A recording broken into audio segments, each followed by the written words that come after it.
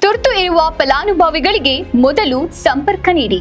ಹೊಳಲ್ಕೆರೆ ತಾಲೂಕಿನಲ್ಲಿ ಅಕ್ರಮ ಸಕ್ರಮದಲ್ಲಿ ವಿದ್ಯುತ್ ಸಂಪರ್ಕವನ್ನ ಹಾಗೂ ತಾತ್ಕಾಲ್ನಲ್ಲಿ ಅರ್ಜೆಂಟ್ ಇರುವವರಿಗೆ ಮೊದಲು ಕೊಡಬೇಕು ಎಂದು ಹೊಳಲ್ಕೆರೆ ಶಾಸಕ ಎಂ ಚಂದ್ರಪ್ಪ ಹೇಳಿದ್ದಾರೆ.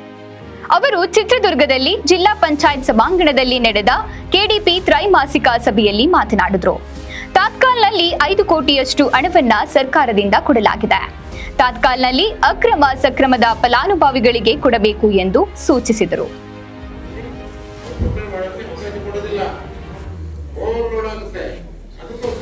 ನಾವೇನ್ ಮಾಡ್ತಾ ಇದ್ವಿ ಕಟ್ಟಡ ಒಂದು ಪಕ್ಕದಲ್ಲಿ ಒಂದು 20 ಗೇಟ್ ಇಟ್ಟಿದ್ರು, ಅದ್ರ ಒಂದೇ ಒಂದು ಬೋರ್ ಇದ್ರೆ